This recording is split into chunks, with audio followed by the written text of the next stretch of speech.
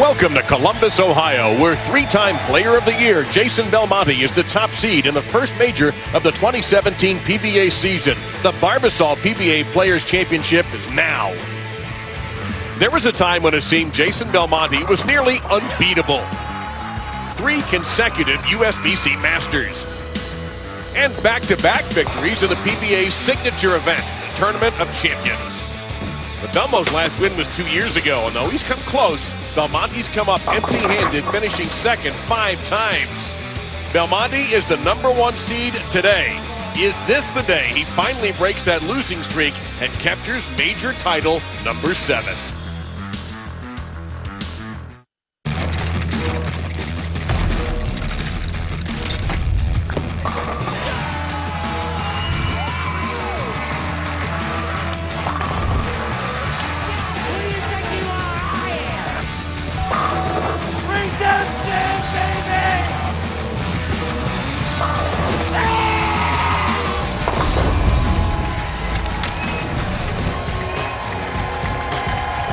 Welcome inside a sold-out Wayne Webb's Columbus Bowl in Columbus, Ohio for the Barbasol Players Championship, a major on the PBA Tour. Let's meet our 5 finalists. Here's in-house MC Dennis McCamery. Welcome to the 2017 Barbasol PBA Player Championship. Here are your finalists. With 1 PBA Tour title, the #5 seed reigns from Plano, Texas. Give it up for Connor Pickford. The #4 seed is a 3-time and current member of Team USA from Wichita, Kansas, A.J. Chapman.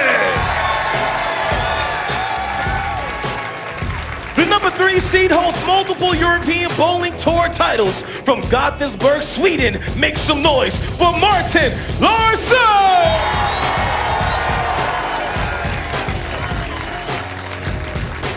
The #2 seed holds the record as the youngest player in PBA history to win a major championship from Austin, Texas. Give it up for Anthony Simonsen! The #1 seed is the 3-time PBA Player of the Year from Orange, New South Wales, Australia, Jason Belmonte!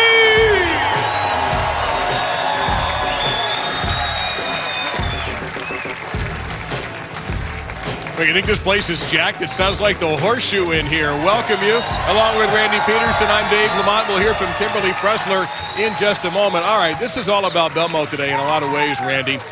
Made a lot of final shows last year, all over the place. Didn't win any. So how do you grade Belmo's 2016? Well, he had a good 2016. It wasn't a great 2016, but like you said, he made 6 telecasts. He was 7th in earnings and 2nd in average. But when you've dominated this tour the way Belmo has the last 4 or 5 years, I think the expectations become unrealistic. Here was his last win 2 years ago at the Tournament of Champions. Listen, Dave, there's nothing wrong with Jason Belmonte. He dominated this event from the 2nd round on, and he's 1 win away from capturing his 7th major. Belmonte's fine. And he's going to have to wait around a little bit as the #1 seed as we go up the stepladder. Our opening match will be the brand new PBA Tour member A.J. Chapman, the 4th seed, taking on Connor Pickford. Then Martin Larsen, the veteran from Sweden, in the #3 spot. And he seems like a veteran, but he's only 20 years old. Anthony Simonsen, your 2 seed. And the #1 seed is standing by with Kimberly Pressler right now. Thanks, Dave. So, Jason, once again, you dominated a major coming into this, and I know that we've had this conversation before, and you have to knock down the most pins to win, but what do you have to do physically and mentally today to take this win with only 1 game? I think I've got to get out of my own way, Kimberly. The previous season, I had a lot of pressure and expectation to try and win a 4th Player of the Year in a row. Didn't win that, so now that's all off my shoulders, and I can just be me and have a little fun. And like I said, get out of my own way. And if I execute 10 really good shots, if the other guy beats me, he's going to deserve it. All right, well, good luck to you today, and we'll see you in the finals. Guys, back to you. Kimberly, thank you very much. And Randy, what are we playing on today? This is the Players' Championship all pattern, 45 feet in length. And watching the players warm up today, this TV pair looks significantly slicker than what the players were playing on all week. The players are going to start pretty straight from the right, and as the pattern breaks down, they'll migrate in. Well, here's a story right here. in A.J. Chapman. This may be the first time you were seeing him. He is a 3-time Team USA member. This is his first tournament as a PBA professional, and he has made the show in a major. And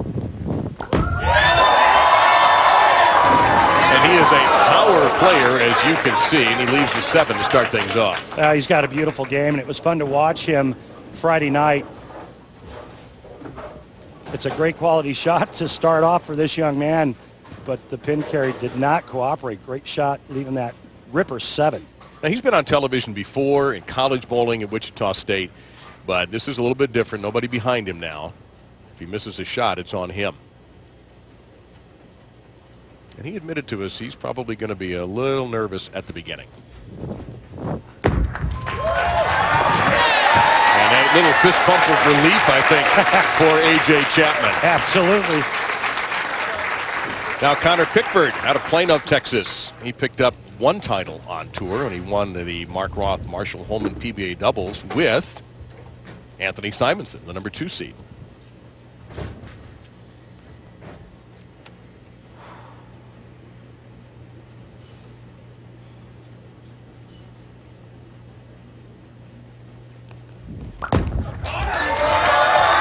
Comes in a little light and then finishes strongly.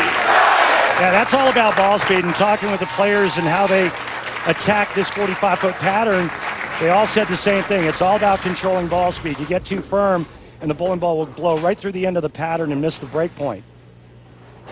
Connor Pickford's dad, Mark, a regional champion. He's actually gearing up to hit the senior tour in a couple of months, and Connor wanted to give Dad a shout out, and Connor's looking for his first ever singles title. And admitted last year was not a great year for him. One of his toughest as a professional. He's in his 7th year at only 24 years old. He could fix all that today. Let's go, Connor! Yes! That's how you do it. 9-pin was a little reluctant, but it took a little punishment. Beautiful shot and a great start for Connor Pickford. It's exactly what you want to do to a rookie making his first ever telecast.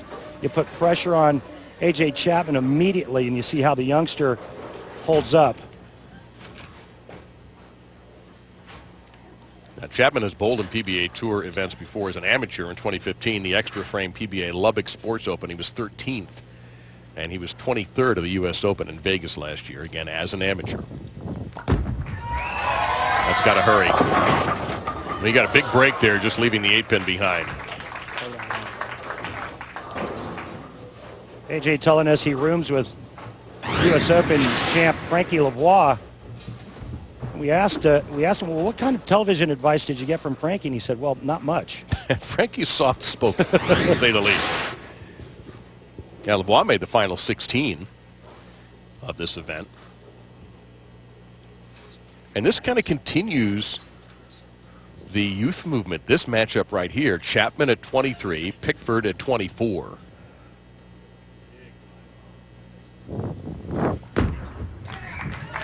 So Chapman a couple of spares, but Pickford with a double to open things.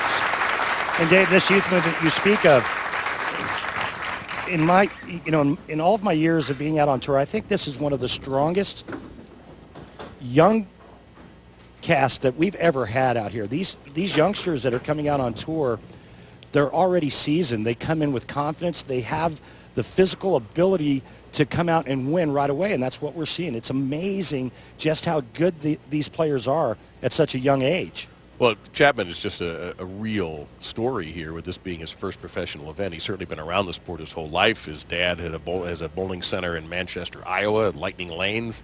So it's in the family. There you go. Just crushed them. Gets his first strike on national television, and will breathe a little sigh of relief after this beautiful shot here. Well, I remember what it felt like being on television for the very first time. You're trying your best to keep the insides from coming outside. I think even experienced players have that trouble from time to time.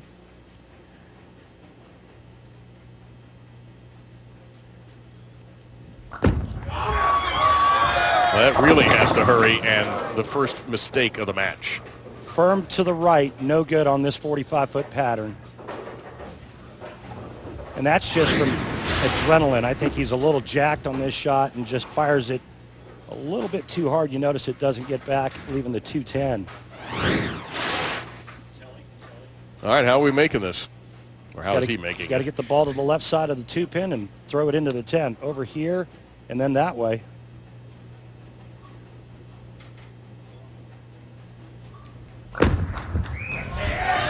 Just like that.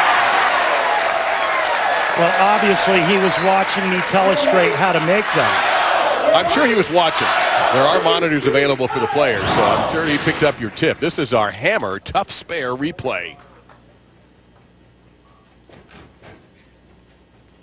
We thought he was jacked before. Well, he's got to take a deep breath and control the emotions and the adrenaline. It's different when you're bowling on a shorter pattern and you want to keep the speed up, but on this pattern, to shape the ball down lane, you can't get firm with it.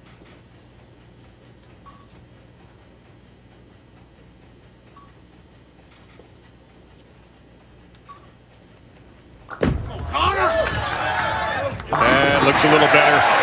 One of his ball reps just left to go get him some coffee to go with that sweet roll. Oh, there's Dad right there.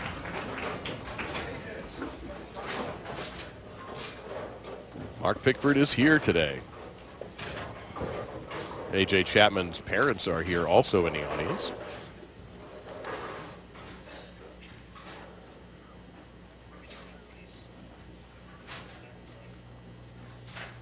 So let's see if Chapman can maintain the momentum off of a perfect third frame.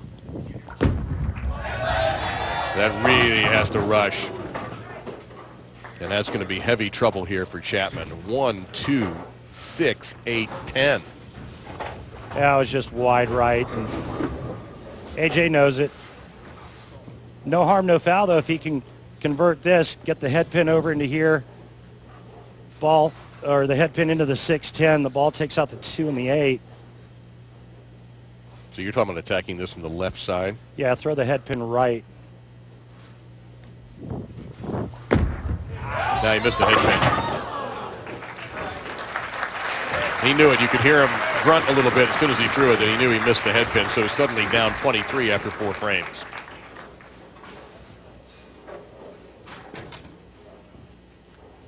I asked him Friday night, what are you really good at? What's your A game? He says, I'm really good at hooking it. And we watched him, you and I together, Friday night when the lane started to get real toasty. He could get in, loft the gutter cap. Kid's got a lot of talent.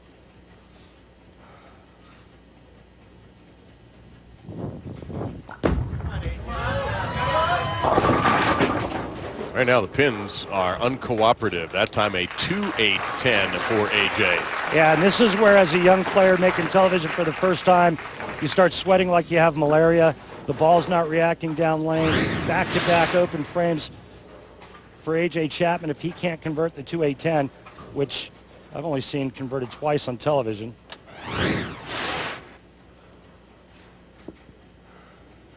Well, if this were a basketball game, he would call a timeout right here. So back-to-back opens for Chapman, and he shrinks to a 35-pin deficit with Pickford off a strike in the 4th. And this is a remade Connor Pickford, a better model than in the past. Lost weight, changed his diet habits. Lost about 50 pounds.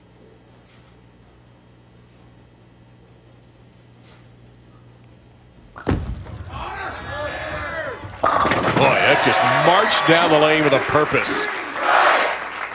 There's a lot of folks that feel like Connor Pickford has not lived up to his abilities, myself included.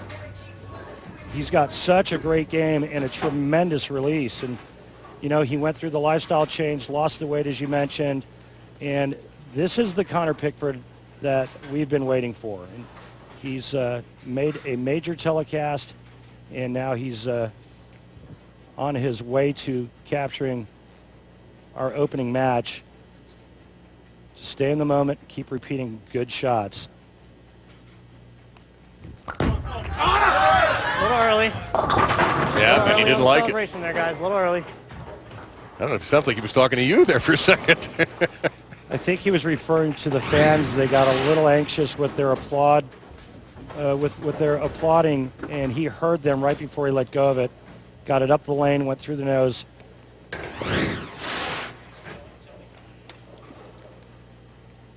He's going to get his bowling ball over into this area, throw the 3-pin into the 4-7. Well, he's already made it 210 in this match. Oh, my goodness! Seriously? Come on. It's greatness. Connor Pickford to maintain a 41-pin lead here in our opening match. Slides the 3-pin over in the 4-7, back-to-back big split conversions. Can Connor Pickford continue his winning ways? The Barbasol PBA Players Championship is brought to you by Barbasol. New Barbasol premium disposable razors with close shave technology. America's leader for a close, comfortable shave. By the Grand Casino Hotel and Resort, the Oklahoma City area's premier casino resort. By Brunswick. Find your next ball at bowlwithbrunswick.com. And by 900 Global. Performance for your game. Let's find out how our competitors made it onto today's show with our extra frame tournament highlights. And of course, the top seed, Jason Belmonte, from about the second day on, he was best in show, and you can see why. Well, once the old pattern broke down, Jason Belmonte, he moved in and did what he does best. He went to the air. Another player that's pretty good at that as well is the youngest player to ever win a major, Anthony Simonsen. Just turned 20. And now looking for another major. Martin Larsen looking for his first win on the PBA Tour. Boy, and what better way to do it than making that first title a major. A.J. Chapman's in his first tournament as a PBA member, and he's made a major championship show. This is one extremely talented young man. And a powerful player out of the great Wichita State program. Now, Connor Pickford finishing 5th, but it wasn't an easy finish for him. He needed a double in the 10th to lock his position. Got the first hit, didn't get the second, which opened the door for this man, PDW. Whoever steps up and gets the first hit, needing one more to get the 5th and final spot, and this shot is left out of his hand, goes through the nose, leaving the 3-6-10. That leaves us with our 5, the top seed going from left to right. Belmo, Simonsen, Larsen, Chapman, and Pickford.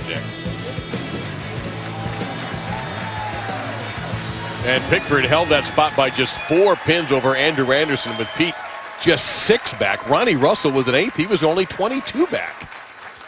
So a great, great finish. Came down to literally the last shot for Connor Pickford, and he couldn't throw it. He had to watch. But so far, it's working out well for him here. Now, how does A.J. Chapman recover after a couple of frames that went against him?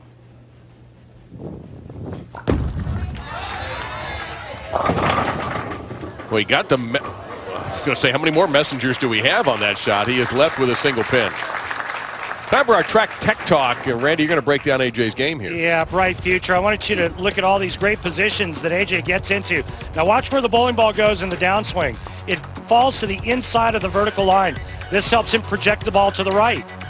Take a look at where his hand is. Fingers perfectly behind the bowling ball with a little wrist tilt. And folks at home, if you hear the term you're dropping your right shoulder, well, guess what? That's a good thing. Bright, bright future for young A.J. Chapman.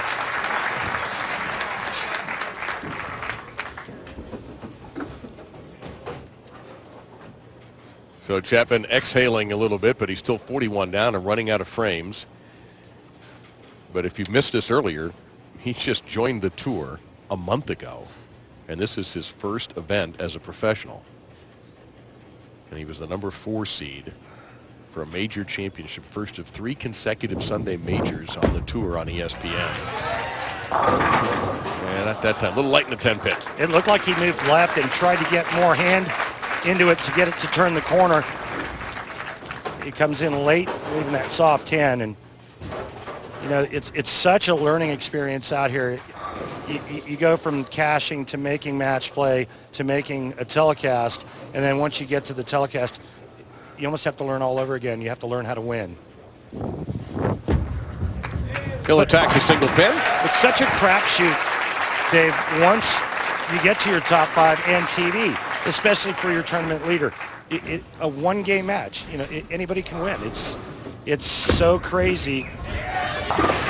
And when your opponent does this to you, it doesn't help if you're A.J. Chapman. So many things need to go your way. You have to throw it great. You have to be lined up. You have to use the right ball. And you got to catch some breaks. Or you just throw, I was about to say it was flush in the pocket, which it was. This bowling ball is going to go right through the pocket and past the 9-pin.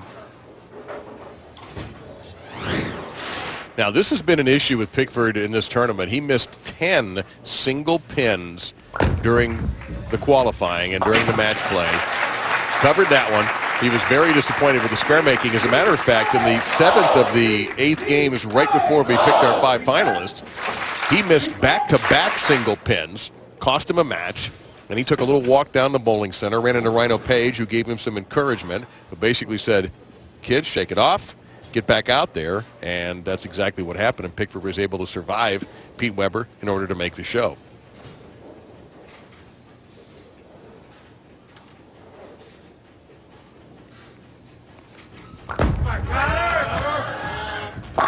There you go, that 9-pin went down that time. Great hand at the bottom of the swing, which helps Connor Pickford create area to the right as long as his ball speed is correct. You saw it right there. Martin Larsen awaits the winner. And looks like we're going to go to the arsenal a little bit here for Chapman.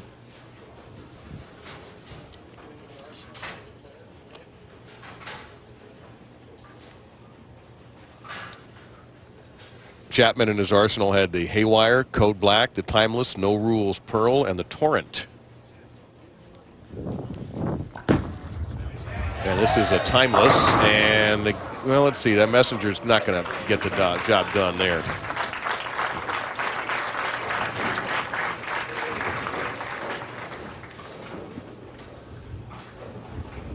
I do.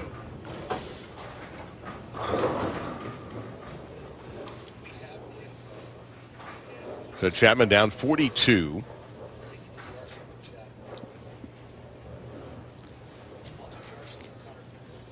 And Pickford pretty much has this in hand. Chapman will smother the 10-pin. Pickford, by the way, mentioned his arsenal, the No Rules Pearl, the Daredevil, and the Code Black.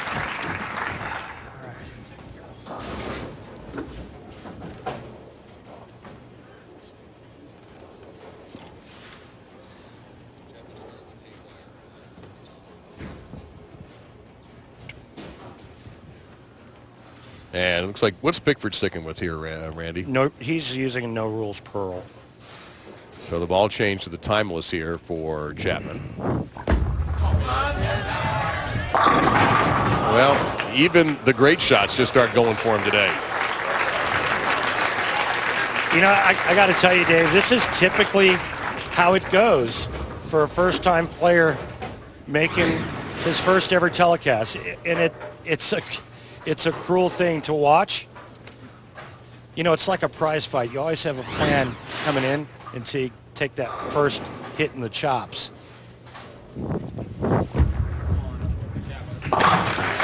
But I promise you this is not the last time you'll see A.J. Chapman.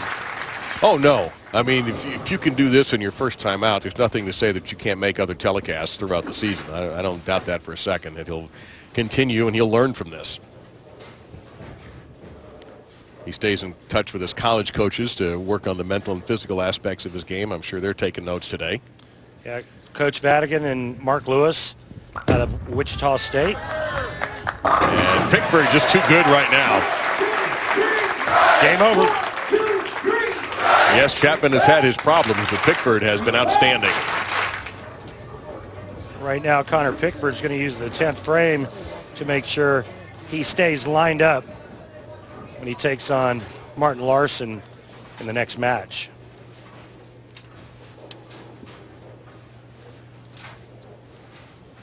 Well, Pickford came in jacked. He threw a double and was jumping out of his shoes, and then converted a couple of very difficult spares, really splits.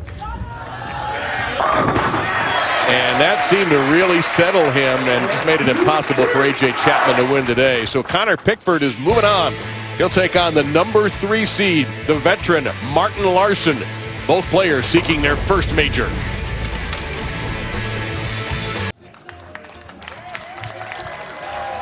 Our next NBA Sunday Showcase game presented by Verizon Go 90 comes to you from MSG Madison Square Garden. It's the Spurs taking on Kristaps Porzingis, Carmelo and the Knicks at 3:30 p.m. Eastern, 12:30 Pacific on ABC. NBA Countdown with Sage and Jalen get you ready for the game at 3, and both, of course, are streaming live on the ESPN app and on Watch ESPN. Time for our Ebonite flashback. Let's go back to Steve Hoskins, who won this event twice, Randy, when it was called the Touring Players Championship. Yeah, he won 2 of them. Steve Hoskins was always fun to watch on TV. Had that unique backswing, but a lot of power. 1997, he wins it in Pittsburgh, then in Akron. 2 years later with the gold pins. Yeah, the heavy Brunswick pins. And those were the highlights of Hoskins' career. And by the way, he will be inducted into the PBA Hall of Fame tomorrow, along with Brian Goebel, Mike Scroggins, and Mark Gerberitz, the former PBA commissioner. You can watch that on Extra Frame, along with all the qualifying for next week's Tournament of Champions from Oklahoma. All right, your thoughts on that first match?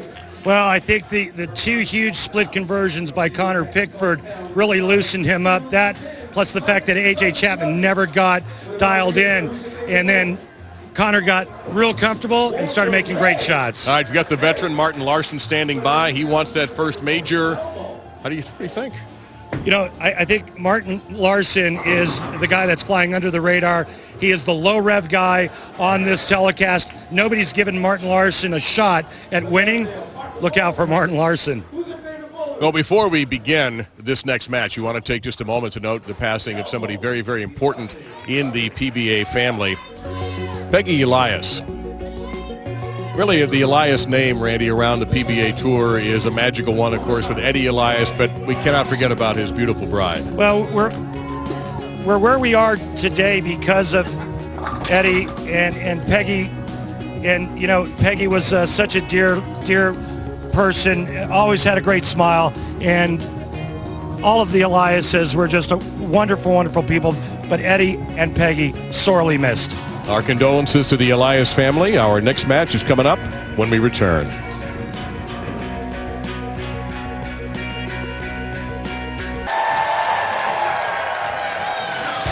So inside Wayne Webb's Columbus Bowl, 1 match in the books. Connor Pickford defeating A.J. Chapman. And now Pickford will take on Martin Larsen as we take a look at the good old-fashioned stepladder. Anthony Simonsen awaiting the winner, and then Jason Belmonte trying to get back into the winner column today. Meantime, Martin Larsen is standing by with Kimberly. Thanks, Dave. So, Martin, when we talked yesterday, you said that every time you step on the lanes that you want to be a factor. So how do you make yourself a factor today against all these high-rev guys? Well, yeah, exactly. I don't have the hand that those guys have. I have a couple of years experience. Hopefully that can even out. It's going to be hard. It's really good guys I'm facing, so and Connor, it's going to be tough to outstrike, but I'm going to try my best for sure. All right, well, good luck to you today. Thank you. Guys, back to you in the booth. Kimberly and Martin, thank you very much. You're right, he is just low-key in this like crazy. Yeah, he's downplaying it. Pickford will be first. Don't forget, Martin Larsen does not have a tour title. He has won overseas, but has not won in the United States.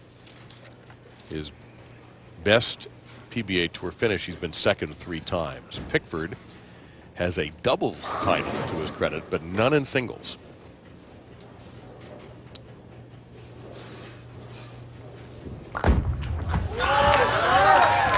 And it's business as usual so far for Pickford. Connor's doubles title came with the player waiting to hold the winner of this match, Anthony Simonsen.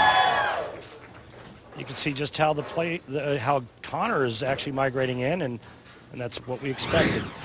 By the time we get to Jason Belmonte, we could see some airtime, could see some lofting over the left gutter. And Larsen's going to be wide, is going to start with trouble. Martin deciding to play farther right and going with speed.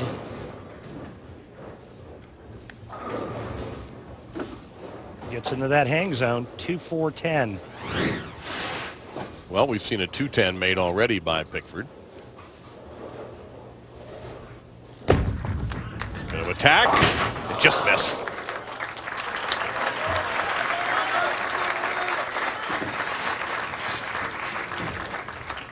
Well, let's throw it over to Kimberly. Thanks, guys. I'm joined with AJ. So, AJ, you had a rough start. How much did that affect the rest of your match? The first couple of frames were pretty good. I thought I executed okay. Threw a bad shot on the right lane on the strike, and left a super washout. And one on the left lane was actually pretty good, the 210. So I got a little confused. My ball wasn't quite doing the right thing. And then I got 9 a couple more times, and it was hard to get something going when my ball was doing the wrong thing, and Connor was obviously pretty matched up. How much did the nerves play a factor today? I mean, I was definitely nervous, but I don't think it was terrible. I feel like I executed pretty well for considering the first time I've been on my own single show. All right, well, thank you so much for your time. Guys, back to you. We'll get used to talking to him, Kimberly. I suspect we'll see AJ again. Martin Larsen converting, but has not really had a flush shot yet. We certainly have seen already Connor Pickford with his opening shot in this match. And Anthony Simonsen awaits the winner.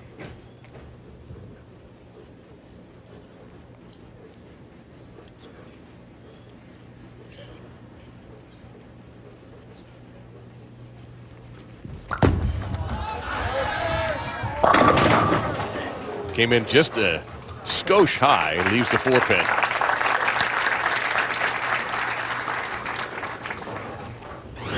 Pretty good shot here. He's going to make an adjustment and move his feet and his target left at the next time he gets up on the right lane.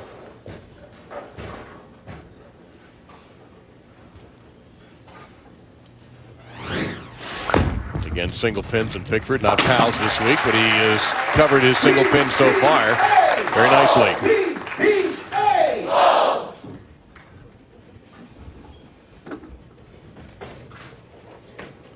For Connor, it's all about controlling his emotions. He's obviously throwing the ball beautifully, and it's all about staying in the moment, not thinking or looking ahead. I know that sounds real easy, but it's super easy to think about the big prize. Right now, just focus on each and every shot. Oh, yes, on the messenger. There's a crowd at the door, but nobody can get in. Had a couple of looks at tripping the 10 out. Head pin goes to the sidewall. 6 pin goes into the right channel. No love tap on the 10. No, he's no trouble today with what was giving him trouble in qualifying. I heard a rumor that after our interviews, he actually went out and shot single pin spares for about an hour. And then Wouldn't have been a shiny one on the left. Wouldn't have been a bad idea, as he has a quick word there with Tim Mack. Then we take a look at Larsen. Changing balls. Well, in his arsenal, the Phase 2, the Daredevil, and the Timeless. What's he have here? Daredevil. No, 3-6-10 this time.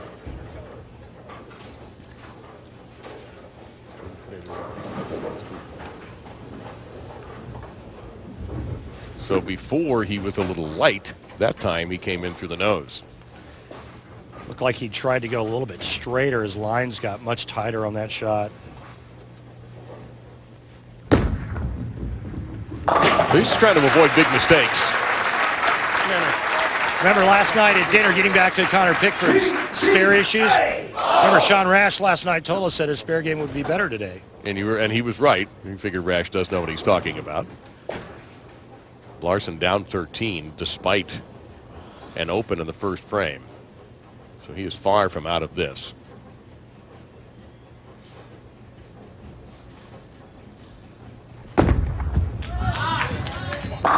There you go. The 8 sweeps out a little bit late. Larsen's relieved. 1, 2, 3.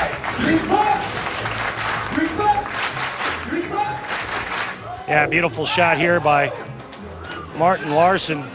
8 pin the last to go, and he's like, hallelujah. One for me. In the words of Rhino Page, second Rhino Page mention, good for you.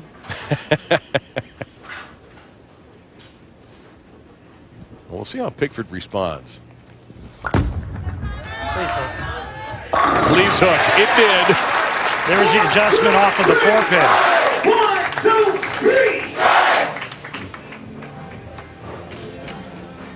There is Dad, who mentioned a very accomplished player in his own right. Mark Pickford has regional titles. So does Connor. He's won them in Cincinnati and Spring Hill, Florida, and Mooresville, North Carolina in his career. The only other time that Connor Pickford was in a singles TV appearance, the Viper Championship in Las Vegas, was the #1 seed, but lost to Mika Koivuniemi, the title match by 10 pins. Did you used to do hockey? No. Well, you did great on Mika Koivuniemi's name. I got a hand. He's been on TV a few times as a bowler, I believe. Yeah. So. But, I mean, that's not an easy name to pronounce out of the box. No, it is not. Good call, Timmy. Good call. So, something that Tim Mack said to him, he just complimented. Yeah, he said, good call, Timmy, good call. And I think he's just continually chasing it left. You follow the oil line towards the center part of the lane. He opens up his angles, and as long as his speed is good, the ball will return. Well, Tim has had a significant influence on Connor at times. So Larsen all of a sudden down 23, coming off the strike, though. And he got it. Mixed him up, beat him up. Now, a good shot and a good break there to keep Martin Larsen in this. One more strike, and he will pull to within 3. Hit him thin and watch him spin. And a great react. He is a loose cat today. During warm-ups, he almost bumped into Jason Belmonte. And he walked down the approach and gave a bowling ball to a young fan who had a sign that said, "It's my birthday." Took a picture with the fan. Then about 5 minutes before we went on the air, he won't be too happy with that. About 5 minutes before we got on the air, he took a selfie with some people in the crowd and tweeted it out. Now, no surprise, he was a Steve Nagy Sportsmanship Award winner a couple of years back. But, you know, Martin Larsen's one of the nicest people you'll ever meet. And I know that I can go with that. I can say or speak for a lot of players out here that nobody would be unhappy if Martin Larsen were to win. Gonna have to smother this, though. Oh, boy. I thought that was going to snap toward the 2, and at the last second it didn't do that. And all of a sudden, you mentioned he could have been down 3, Randy. Now he's down 27. Connor Pickford moving closer to battle with his doubles champion partner, Anthony Simonsen, our #2 seed.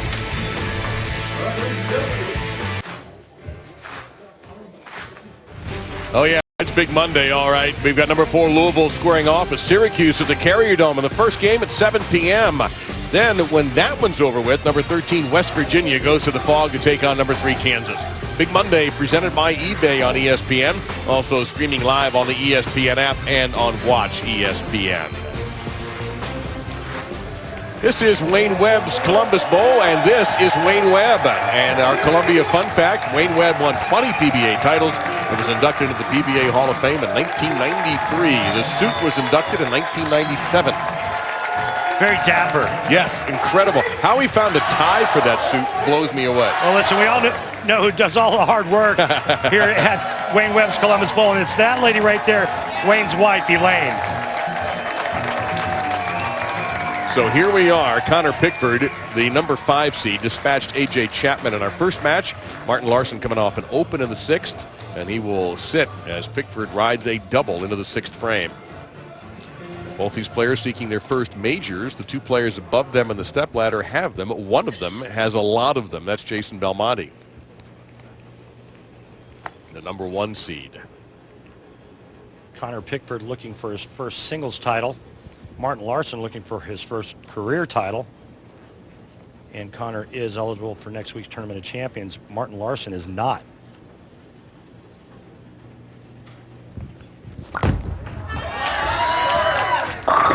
And he won't be if Pickford continues to roll it like that. Yeah, great comment there, David. A great shot out of commercial break for Connor Pickford. Right now, he's working on a three-bagger, looking to put boots to Martin Larsen here with another strike. His lead will increase to 47.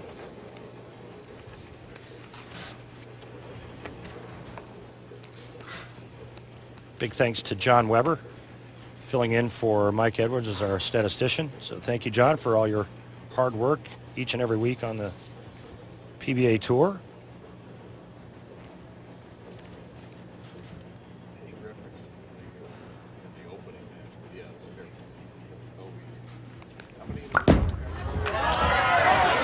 So Pickford through the face, and he got it. He broke up 3 splits with that.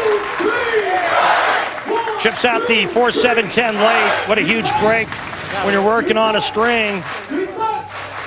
To win out here, you've got to be a little lucky. You have to have things go your way. And he made 2 great splits in match number 1. And here's a nice break there, turning 3 into 4. Well, Larsen has no room for error here. Another ball change. And there's a bit of an error.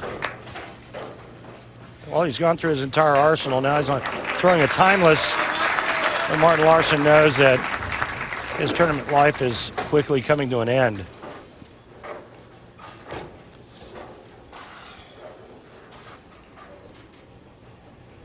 Well, his parents are missing this show. They're flying in from Sweden. Actually, we'll be joining him in Las Vegas in a couple of weeks. Beautiful coverage that time by Martin. Now you can outfit yourself like the pros with official PBA jerseys that are available exclusively at PBA.com. The jerseys are made from high-performance fabric and can be customized for each person or your team. Click on the menu tab of the PBA.com homepage and select the Shop PBA link and get started.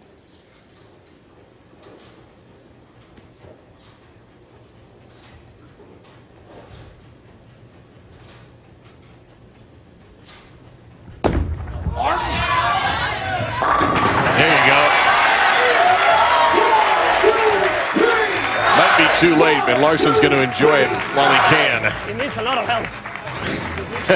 Yes, you do. Well, there's a crowd at the door, but no one can get in. Martin Larsen is having fun with it. You know, his game is so beautiful. You watch the big, tall Swede. He reminds me a lot of John Zerbinski. They're kind of in that same mold. Beautiful games, but that mid-range power, and they get 110% out of what they do. Is it tough to be a mid-range guy in today's game? Without question. And look at that again. Just all the reaction going Pickford's way right now. Can I expand on your last question? Of course. Well, you look at who the last 4 years, who the player of the years have been after we take a look at the Barbasol close shave of the day. Connor Pickford comes in and closely shaves the 1-3. And it's a 5-bagger. So you look at the last 4 players of the year, Belmonte 3 in a row, and now E.J. Tackett. Those two do not lack anything when it comes to power. And it's a little unfair because I would teach more of a John Zerbinski, Martin Larsen type of style. A.J. Chapman is in that same category with a little more power. Connor Pickford in that same category. Yes! Well, with Connor Pickford wrapping this up, it will be the 24-year-old Pickford against the 20-year-old Simonsen. We have a streak right now of 6 consecutive majors won by players 25 or younger. Now, Jason Belmonte can slam that down if he wins. He is the top seed, but we are going to have somebody under 25 in the final. So are you saying that it's probably a little too late for me to win another major? Never too late. Are you kidding me? Just think Nicklaus at 86 Masters. That's all. Yeah, he was what, 46? I want to be there, and I'm going to go, yes, sir, when you get a strike that wins the match. Little Vern Lundquist. Uncle Vern is always a good one to quote. Yes, sir. So, meantime, a little last-minute strategy or going on undoubtedly for the next match as this baby is over. Martin Larsen made a few more friends while he was here in Columbus, but The business was handled impressively for the second consecutive match by Connor Pickford, who's defeated A.J. Chapman and now Martin Larsen. Next up, the youngest major title holder in PBA history, Anthony Simonsen. The Barbasol PBA Players Championship is brought to you by HotelPlanner.com. The best place to book hotel rooms. Best rooms, best rate, guaranteed. By Columbia 300. Grab some friends. Have some fun. Let's bowl. By Geico. 15 minutes could save you 15% or more on car insurance. And by Motive Bowling. Get motivated. All right, coming up February 17th at 9 o'clock Eastern. That's on a Friday. It's T.O. and PDW defending their championship in the PBA CP3 Celebrity Invitational from L.A. You'll see, of course, Chris Paul, C.J. Anderson, Mookie Betts, a great bowler. DJ Khaled will be in the house as well. It's going to be a lot of fun, but some serious bowling as well, all coming up during All-Star Friday on the 17th. Now, you see, look at 266 for Pickford, who's strung him big time to the end to defeat Martin Larsen rather comfortably. So now, guys who won the Rolf Holman PBA doubles in Reno a year ago, now facing off, Anthony Simonsen versus red-hot Connor Pickford. Coming up, the winner to take on Jason Belmonte.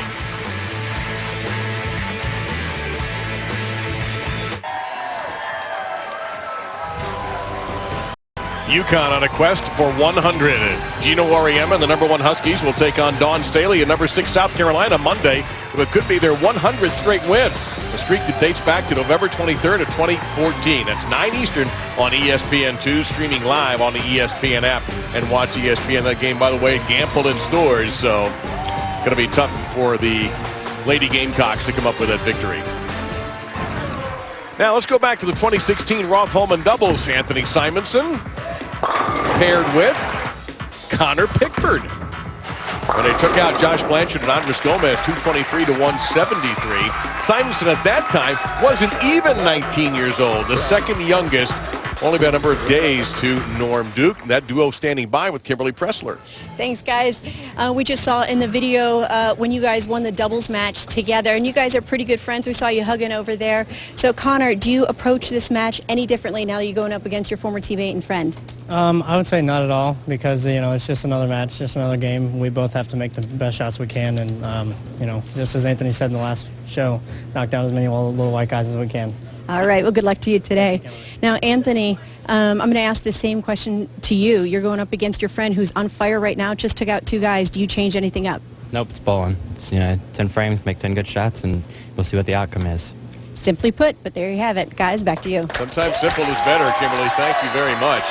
By the way, one thing about Connor Pickford we haven't mentioned yet, and we're going to hold that thought. Since he's not bowling first, it looks like Simonsen's going to go first as he disposes of his water bottle. But Connor Pickford had to do something that most people do not like to do, and he had to do it earlier in the week, and we'll tell you what it is after we get our first look at Anthony Simonsen, the 20-year-old from Austin, Texas, USBC Masters champion last year when he was 19.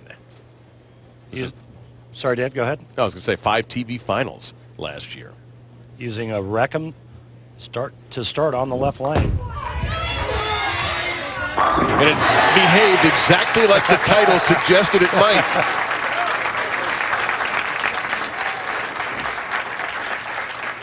Who here likes to go to the dentist?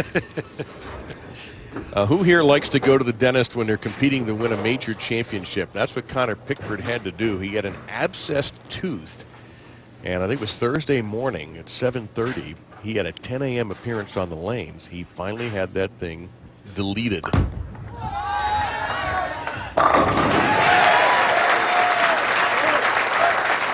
you have any more on that story, Dave? That tooth is history. All right. Well, and so the moral of the story is, and for those young, aspiring PBA professionals out there, remember to always brush and floss after every meal. He's right, kids. Not only that, he had to put the heat on the dentist and the dentist staff. Like, hey, I have to bowl, you know. Like he had it done that morning, and an hour later, or 45 minutes later, was at the lanes getting ready for a qualifying block. With a Marlon Brando-esque gauze in his mouth that he kept swapping out after the first 6 games of the qualifying.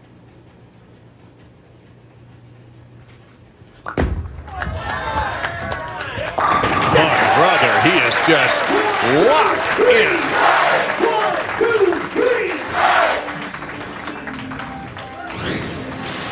Yeah, just another great quality shot. He's done it all day. The players really did a nice job of breaking this pattern down the right way or the correct way in practice. They stayed far enough right, broke a hook spot down to the right, and then just started to migrate in. Different ball for Anthony Simonsen on the right lane, going with a timeless. All right, so I'll ask the obvious question. Why different balls for these lanes? Because obviously the right lane reacts differently than the left lane. He's standing in front of the bar return. So now it's a 2-step approach for Simonsen on the right lane. It's incredible what this young man can do. At age 20. And we don't want to necessarily say that's everything, but when you realize the maturity to his game and his ability to think on the fly at that age is pretty remarkable.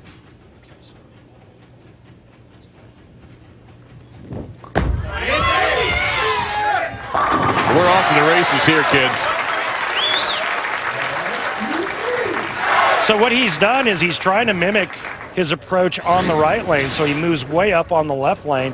It's about 4 steps if you count each one, but if you were to measure them, it's still only about 2.5 steps, so pretty impressive. You'll see players do that a lot nowadays. When they get in front of the bar return on the right lane for right-handers, they'll mimic the same approach on the left lane.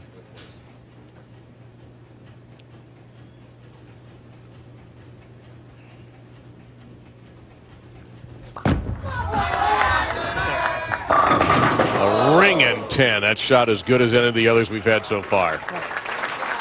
By the way, just to cap things off with Martin Larsen, during the break, he autographed and gave away the ball he used, one of the balls he used in the match. It's a good thing he gets them for free.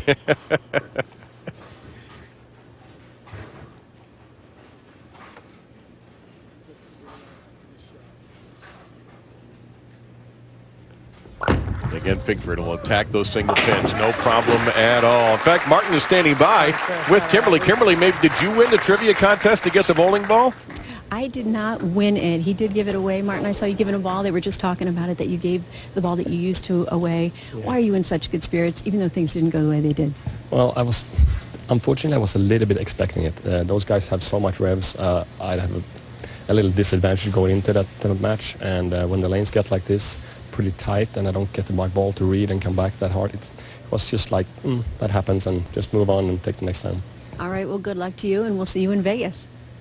Look forward to that for sure. Kimberly, thank you. Martin, thank you also very much. A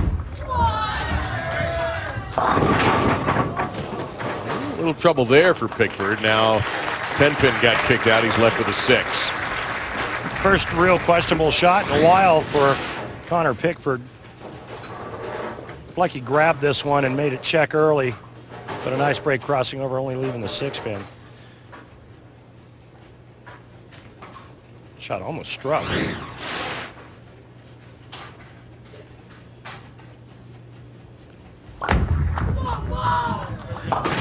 He's been very calm on his spares today. In his opening match with A.J. Chapman, he converted a 210 and then a bizarro combination that I can't even remember, that of 4 pins left behind. There's he has a quick word with ball rep Tim Mack. Simonsen perfect through 3.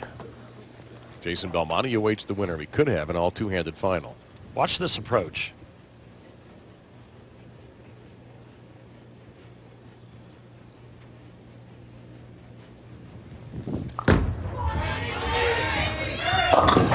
Ooh, man. I'm not sure how many times in 41 games you can not stop whenever you need to. It's not really that difficult to just walk back. Let's take a look at when he gets to the foul line on this shot. Watch his slide foot. See how it kind of comes up and out of that? So what did he mean by, is his mind telling him I should have just not thrown that shot? Yeah, he Going to go after this and miss. halfway to the foul line, he was thinking, his brain's thinking, listen, stop, stop, stop, and he kept going. Is that an easy thing to do, though? For some, For you? yeah, I could pull up and out of it when I needed to. Another guy that comes to mind is Chris Barnes. He was always good at backing off. Looks over at the ball return, the cap on the ball return to make sure he's starting in the right Can you put spot. that sign down, please? Thank you. So he'll start just going up and down with it. from scratch. Spectators are given signs, given a chance to make signs, and just down off to his, when his left eye could see that sign was being raised. No, it just caught his vision because it's down lane. He did the right thing there. He finally was able to stop and pull back and start over. And strike.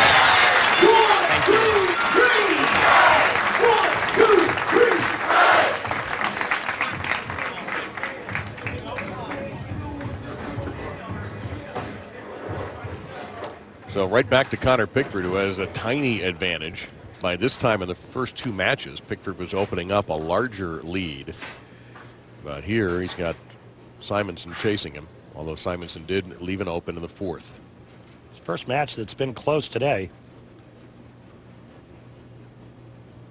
Well, there was a chance for Martin Larsen to go to 3 pins down, and instead he went to 27 down. Disastrous frame, and a kick save and a beauty on the 10. Simonsen starts in front of the ball return. Connor Pickford kind of walks around the ball return. And nice pin action. 6 to the sidewall. Snaps the 10 out. When you see that, folks, you know your bowling ball is going through the pins correctly.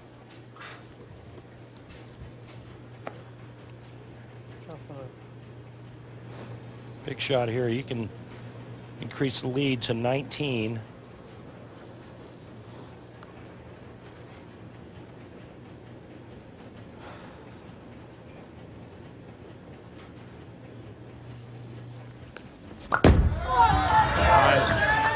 He was yelling for that all the way. He said, come on, the second he threw it, and now he's got a big open.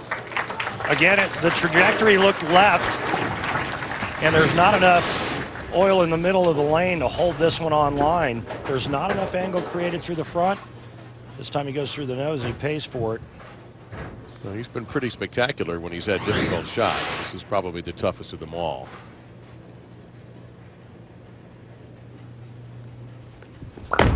Yeah, missed everything there. So the first significant slip up for Connor Pickford, and he is now for the first time down. As we step aside, a lot of suspense left for this match for the right to play Jason Belmonte to be a major champion at the Barbasol PBA Players Championship in Columbus.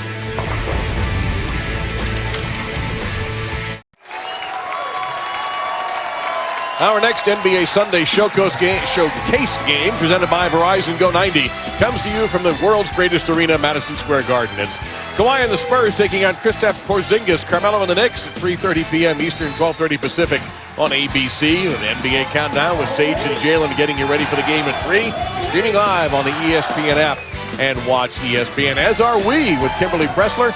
I'm Dave Lamont with Randy Peterson by my side. That is Dustin Abels, Vice President for Barbasol Media and Analytics. And we thank our sponsor very much, Barbasol, for all of their support.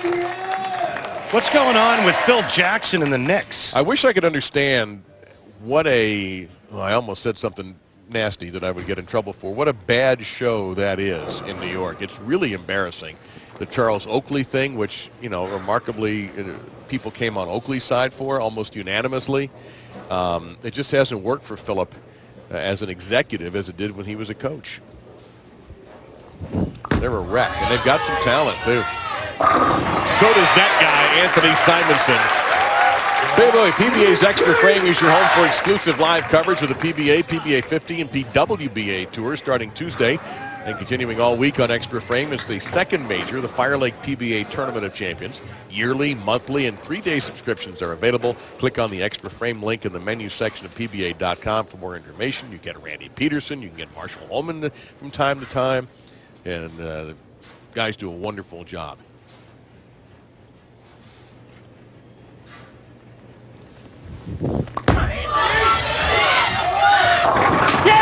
Simonsen is now dialed in. It is indeed go time. He's opened up 25 on Connor Pickford. Now you got to wonder whether or not Simonsen and his deep inside line and rev rate is affecting Connor Pickford on the left lane. He just shreds the rack there. Three-bagger, open three-bagger, but it's a 25-pin lead. Connor Pickford stepping up here in the 7th frame, coming off of that open frame in the 6th. And Pickford did not look sharp in that 6th frame at all. Missed badly on his effort to slide the 4 over to that 10. And that goes through the face, Randy. What's happened here? Well, you just heard him say there, it's not the right ball. It was the right ball for every match except this one, and it started out as the right ball. The last 3 shots have all gone, the last 3 out of 4 shots have all gone high. Right now, Connor Pickford is second-guessing himself and the bowling ball that he's using. So he will attack.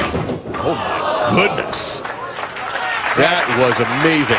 Yeah, it's not often you shoot the 3-4-7, but, you know, I think the other thing that happens, though, to players when they compete against the high-rev two-handers, Simonsen, Jesper Svensson on the left side, Jason Belmonte, is what happens to the oil pattern, how much they transition, how much they break down. So how does this set up for the final with Belmo? Is this to his advantage or disadvantage what's happening now? To Jason's? It's absolutely falling right into his wheelhouse. Okay. Jason Belmonte looking for his 7th major. Is standing by to meet the winner of this match. Looking more and more like Anthony Simonsen, but what a quality, classy shot there from Connor Pickford. You know, I could be wrong, but I think that Connor just needed to make bigger moves sooner. Anthony Simonsen has requested a re-rack. Thank you. Last shot definitely looked like there was more angle created by Connor Pickford. Right now, Simonsen, the driver's seat, can increase his lead to 47. 2 doubles partners who are Mark Roth, Marshall Holman doubles titles last year. And that was missed wide. Leaves him with a 210. Remember the last time he went high in the 4th frame on this lane, how his left heel came off the ground. Well, this time it stays in a pretty good spot, but it looked like he threw it just a pinch hard.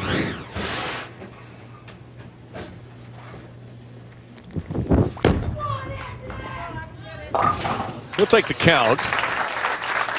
His lead down to 23 as we get ready for the foundation frame. Well, that, you know, when you have a big lead like this, the last thing you want is to give your opponent any type of hope. And Connor Pickford now can strike out to shoot 212.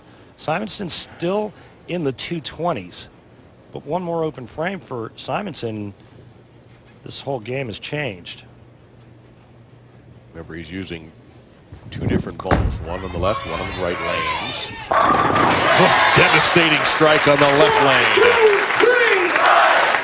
And getting back to what you asked me about Belmonte, this is exactly what he did all week. He waited for the lanes to break down to where he could get so far left, start lofting the left gutter cap, and there's nobody in the world better at that than him. So Connor Pickford in a must-strike situation.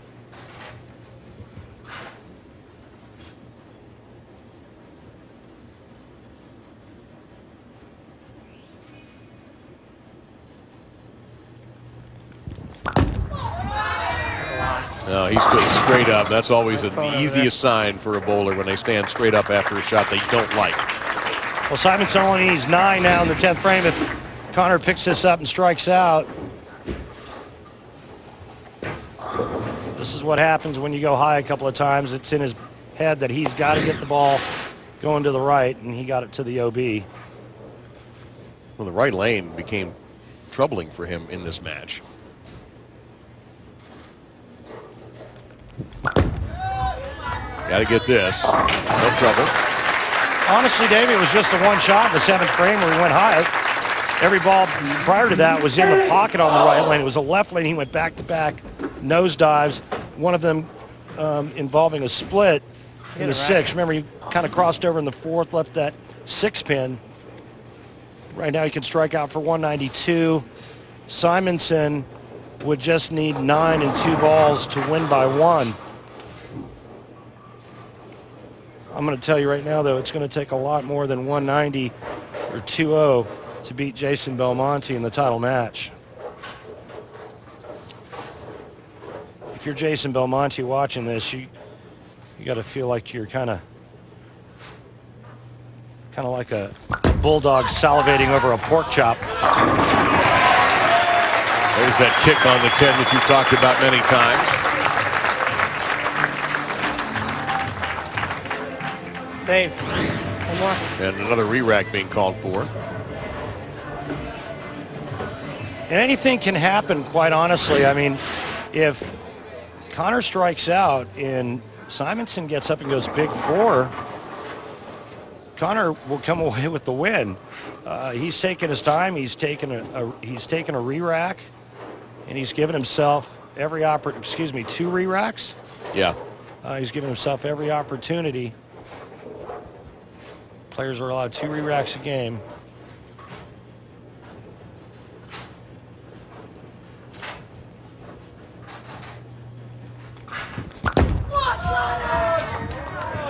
Well, he's used them wisely. Well, he's making him show up. I've seen it more than one time where a player forces his opponent to show up in the 10th frame after a commanding lead, only to have something catastrophic happen. Especially when Simonsen, being a two-hander, no thumb, and has modified his approach. He's coming off of the 210 split the last time he was on the right lane. A lot going on in Simonsen's mind, but this is a big shot here. He needs all 10.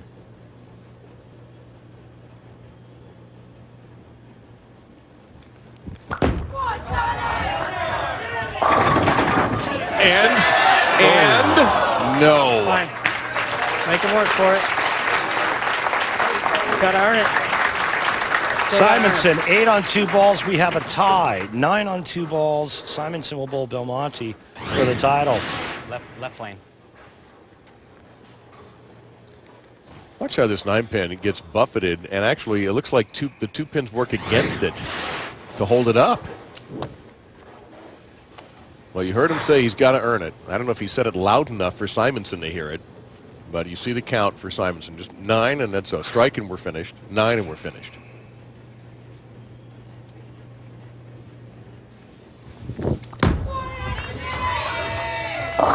Yep. Okay. That looked left out of his hand, and that was almost disaster. I mean, he could have got 5 on that shot, but instead it's the 3-6-10. Should be no problem for Simonsen to get at least 9, but this is left the whole way.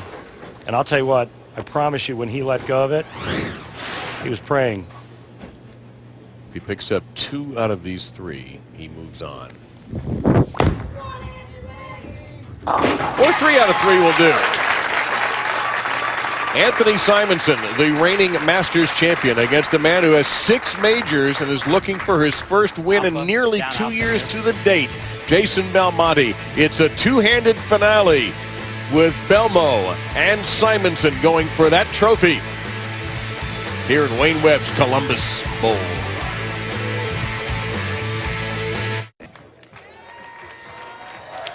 Tonight at 11 p.m. Eastern on ESPN. Be sure to close out your weekend with SportsCenter at night. John Buccigross and John Anderson are your hosts, and have a good time with them. They'll have round ball highlights, puck highlights, golf highlights, and everything else. It's SportsCenter at night on ESPN. Also streaming live on the ESPN app and on Watch ESPN. Time for our Geico Championship recap. Randolph. Hey, Dave. Match number 1, A.J. Chapman, Connor Pickford. It was all Connor Pickford throwing the last 5. He takes down A.J. Chapman 243, 154. The next match featured Connor going up against the tall Swede, Martin Larsen. Again, it's all Connor Pickford. He finishes with an 8-bagger. He takes down Martin Larsen 266, 182. And in our last match, the doubles champions, Anthony Simonsen, Connor Pickford. This match would come down to the 10th frame. Simonsen needed 9. He got 10. He wins 204, 191, setting up a great championship match against Jason Belmonte. Two-hander versus two-hander. Jason Belmonte trying to break a 2-year losing streak and get major number 7.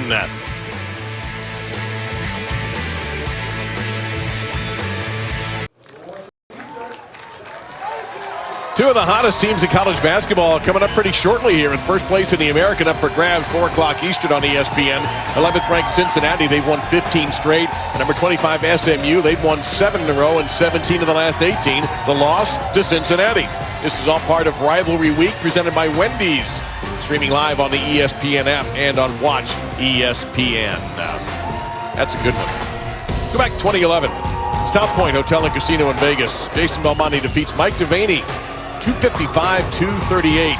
That was part of the 2011 World Series of Bowling when Belmo won 3 titles. Mike Devaney gave it a gallant run and a gallant effort, but it was too much Belmo on that day.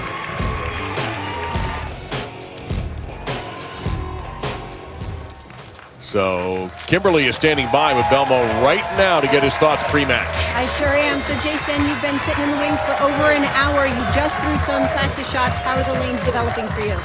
Yeah, they actually look a little trickier than they have been playing all week. So I'm going to have to really focus on executing the best shot that I can.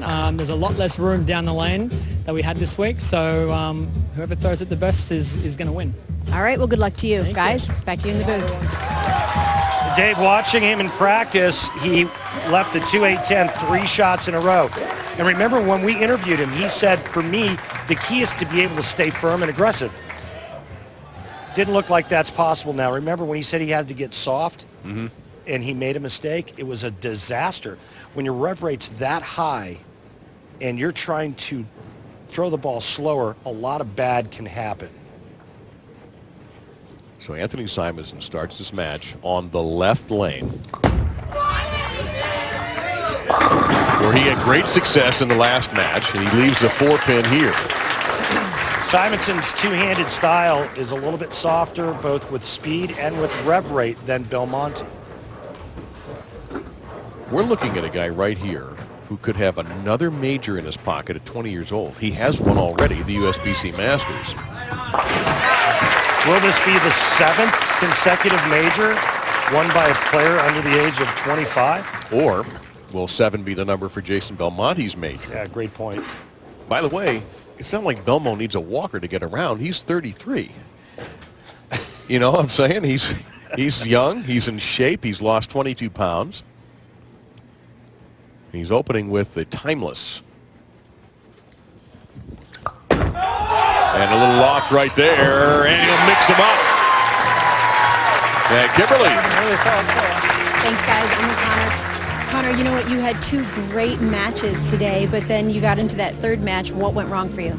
The left lane started to go a little bit. I had to switch balls. I kind of gassed one on the right lane a little bit, and I accidentally overcorrected on the left lane and went high to the face. I was kind of forced into a ball change on the right lane to a little bit cleaner ball, and I just kind of lost that lane a little bit. And, you know, you give Simon enough time, he's going to throw a couple doubles together. So, how tough was it going up against one of your good friends? I actually think it's a little bit easier. I mean, the part that's tough about it is knowing how good he is. And, you know, like I said, you give him the opportunities, he's going to take them. So I wish him the best of luck against Belmonte. All right, that's very kind of you. Thanks so much for your time. Guys? In case you missed extra frame during the week, you've just seen how Jason Belmonte got the #1 seed, throwing that timeless, which, you know, normally you have a hand in developing something. Did Jason have 2 hands in developing that ball? He did. Just a thought. Throw that out there. He was instrumental in the design and the development. And Jason Belmonte, just after I said how tough it was for him to get the ball around the corner, starts out with a double. Oh, that's got a hook. Well, look out of there. No, I thought the messenger would clip the 10. He said immediately, look out, it's got a my ball hook. doesn't strike from there. Well, it's the double whammy. He makes a ball change, then says that one's got a hook. It does, and then he leaves a blowout 7-10.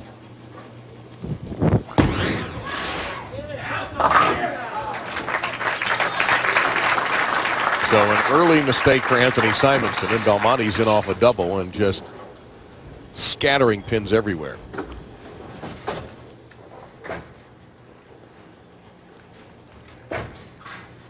So there you see what Anthony Simonsen is trying to do. Remember, he won at 19 last year in the USBC Masters when he beat Dan McClellan. He was the #1 seed in that event. That's a much better ball. Oh, the 8-9 pins didn't stand a chance that time. So important in big February to get off to a good start with the back-to-back-to-back majors. I mean, this can make or break your entire season. Right now, both Jason Belmonte and Anthony Simonsen have a chance to get out to a huge lead by capturing the first major of the season.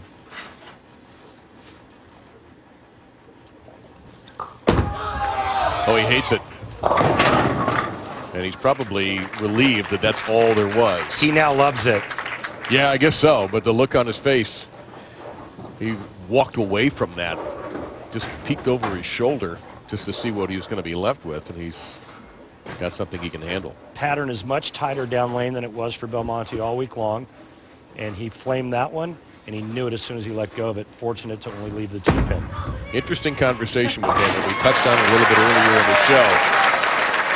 3-time player of the year going into this season. E.J. Tackett now owns that title, and Belmo told us one of the reasons he thinks he struggled a bit on television last year was that 4th player of the year, which would have been unprecedented in PBA history, really weighed on him anytime he got to where he could see a title. He was looking at the big prize instead of the little prize. He was looking at the prize at the end of the tunnel and lost focus at the job of hand. At hand. There you go. 3 out of 4 ain't bad. Well, he hasn't gone flush yet, but he's got 3 out of 4 strikes. Belmonte made the top 5 in 16 events since his last win and never came away with a victory. But there's a small victory in and of itself, tripping the 7 late.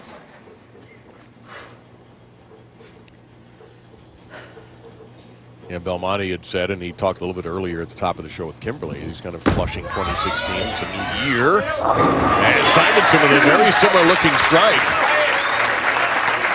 That one also not flush, and Anthony Simonsen refuses to let Belmo dictate everything in this match.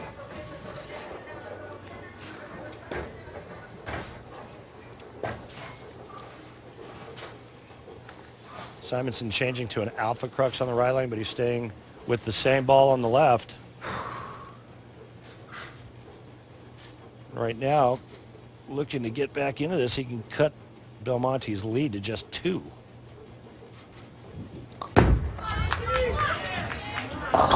Yep. Through the nose. Looked like the follow-through indicated. Add another tally to the time that I should have stopped this week. Looked like the follow-through indicated the ball was going to be left. Really kicking himself for not stopping. Watch the follow-through here. See how that hand opened and tried to fan it right? Needed to tap in and get Connor Pickford to shoot that. Pickford made it earlier today. Tap in? Yep, in the opening match. It was like tag team doubles and wrestling. But now Belmonte has the door open at plus 30. You know, you talked about it's been so long, but of any active player, Jason Belmonte still has the 3rd best television winning percentage, nearly 62%. Only Tommy Jones and Sean Rash, Sean is here today, I think TJ is too, have a better percentage. And again, you're right, he hasn't been burying in the pocket, but the pins are taking a beating. Well, when you have a rev rate of over 600 and you throw it 18 miles an hour, I mean, you're going to do this to pins. My thing right now is he hasn't gone flush yet. Right. He hasn't been close to being flush yet. And if this continues, he won't have to go flush yet.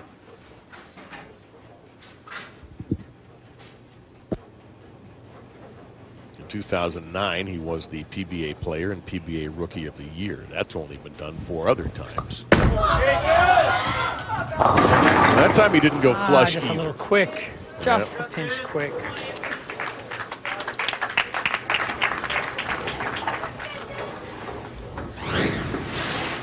Now, this is what I was waiting for to happen. Unfortunately, with every shot being light, it was just a matter of time before he threw in too hard. He actually did that in the 3rd frame and got away with it. Going for it all here, and he can't quite get it. So how does he correct that inability to hit the flush that you're looking for? It's speed. And remember, he told us Friday night, he told us yesterday that it's tougher for him to gear down. It's tougher for him to get softer. So the lead shrinks to 26.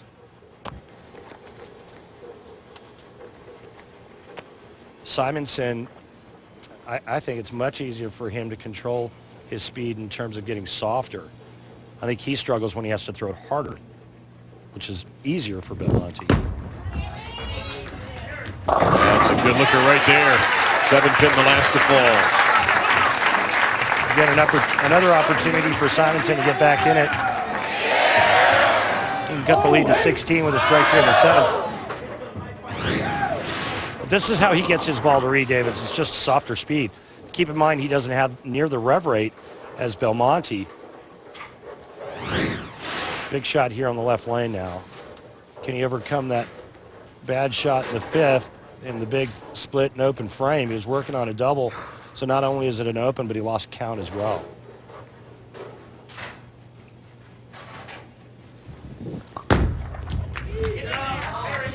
There's flush.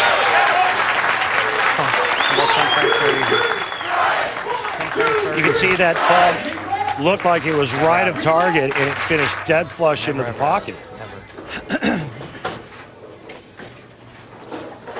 So throws it right back at Jason Belmonte. A little shade thrown Belmo's way. Next 2 shots, very telling in this title match for Belmonte. Gotta hurry.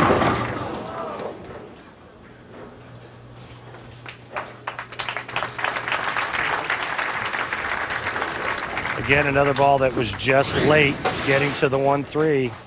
And even with all his power, he can't get that soft 10 out.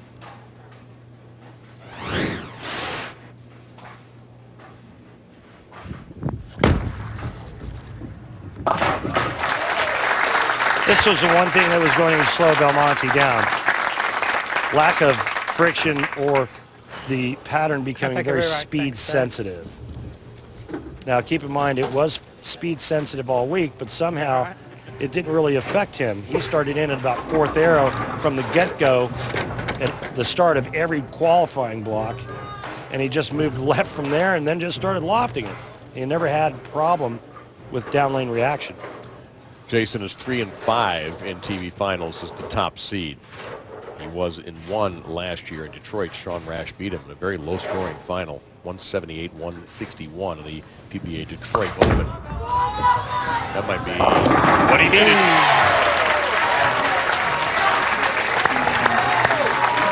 Big smile there from Belmo. They're doing it. You know, I'm not sure how this affects Jason Belmonte's psyche, but I know for me, as a former player, I would be trying to figure out a way to get the ball to go flush, because in 8 shots, he hasn't gotten near flush, and he still has a 16-pin lead. Well, that would be my point where I would kind of argue the other side, but he's still winning. If you tinker too much, right? Yeah, but it's smoke and mirrors right now. Yeah, that's true. Simonsen through the face. Again, you could tell the telltale sign of standing up quickly. And that sleeper back there makes it a little bit tougher. Oh, it completely changes the complexion of this spare. You throw the 3-6-10 up, not that big a deal. You put the 9-pin behind it, all of a sudden it becomes a real bugger. Got it. Beautiful. He got up there and threw it as hard as he could and was fortunate to carry the back pin, the 9-pin. But that was a golden opportunity for Simonsen to win his second major. Now down by 20, 2 frames to go. No matter what, his max score is 205. Belmonte can still shoot 235. Well, there's one way to get to that max score of 205 with a foundation strike in the ninth. If Belmonte goes spare, strike, spare, we have the possibility of a tie. And that would be a 1-ball roll-off for a major championship. This is the beginning of big February on the tour. We've got a major next week in Oklahoma, and the week after that, the USBC Masters from Las Vegas. 3 championships, 3 time zones.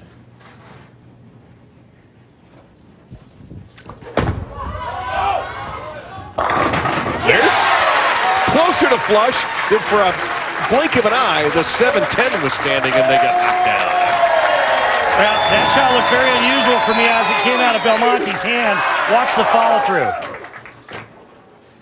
Follow-through was short and dead left, and that was an attempt to get his bowling ball to read sooner. Great pin action. A great result. Jason Belmonte is 1 mark away from capturing his 7th major title. And quieting critics who wondered if he was slipping. Big loft. Big turn. Yes! Big win! Yes! Amazing. He never went dead flush, 1 shot. And he's going to win.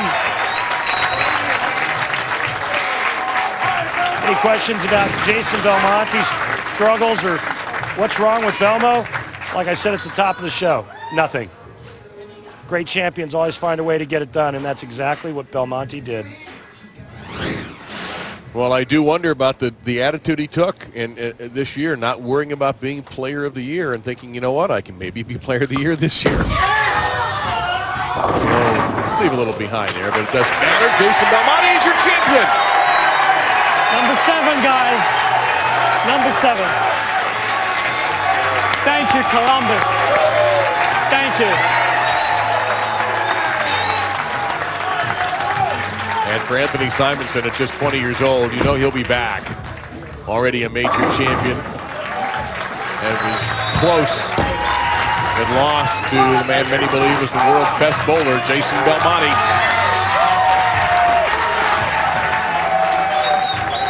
What a satisfying, I don't know. Everybody back home for waking up early. I love you so much, everybody. Coming home a winner. A little shaving cream, which Belmo doesn't use that often. Thank you, Barbasol. Thank you, PBA. Thank you, Storm. High five, Ultimate Inserts, Dexter. Everyone has been a part of this. Thank you so champion. much. Jason Belmonte has returned to the winner's circle. It was only 2 years. It might have felt to him like 20. But professional bowling has been served notice that Jason Belmonte has returned and has returned as a major champion. His 7th.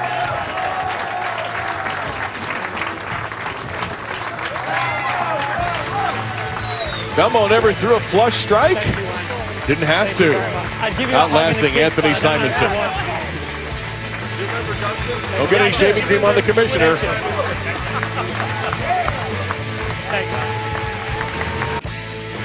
The Barbasol PBA Players Championship is brought to you by Barbasol. New Barbasol premium disposable razors with close shave technology. America's leader for a close, comfortable shave. By Ebonite. Bowl it forward. By the United States Bowling Congress, creating competitive opportunities at all levels as we build a future for the sport. Visit bowl.com for more. And by Roto-Grip, built for those who take bowling seriously. Don't just play the game, own it.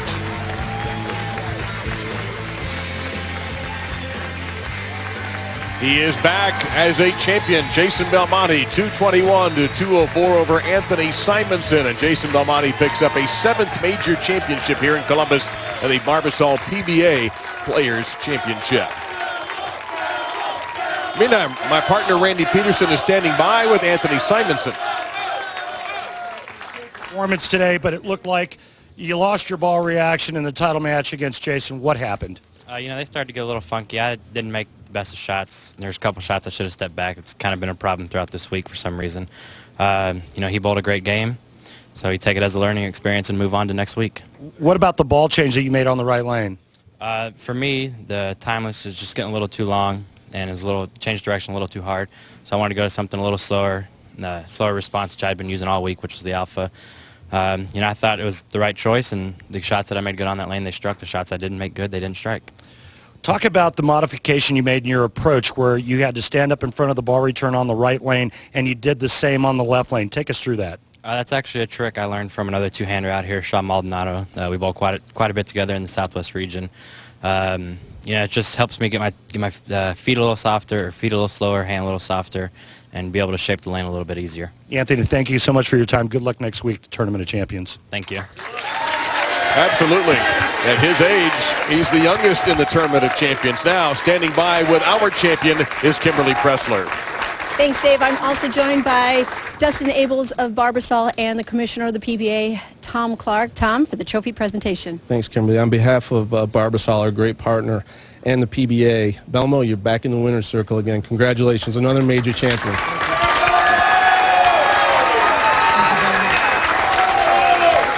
All right, Jason, he said it. You're back in the winner's circle. For all accounts, you had a good year, but this is the first time that you've won in 2 years. What does it mean to you to be back in this position? It feels fantastic, Kimberly. 2 years is a long time to wait when you feel like you've been on TV quite a few times. So I just wanted to come out here. I just asked my ball very nicely to just knock them over as many times as it possibly could, and it did that. And I'm really beyond words.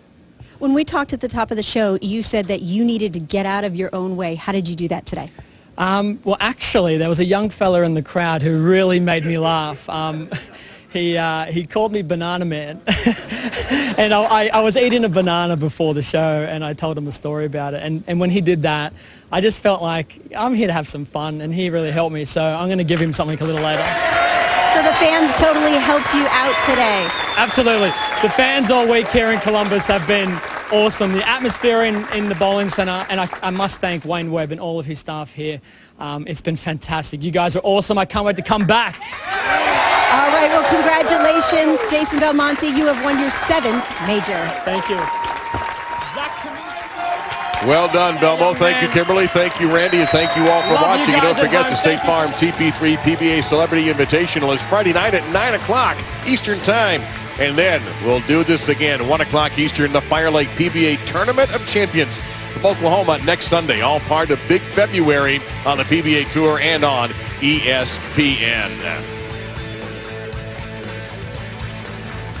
We had a little bit of everything today. We had the great Wayne Webb in the building. Connor Pickford looking for a first major against A.J. Chapman, making his first start of the PBA Tour into the major finals. Anthony Simonsen sought a second major and fell just short against the man many believe is the top bowler in the world right now and has been for years, Jason Belmonte. For Kimberly and Randy and our entire ESPN crew, I'm Dave Lamont. Thank you for watching the PBA Barbasol Tournament of Champions.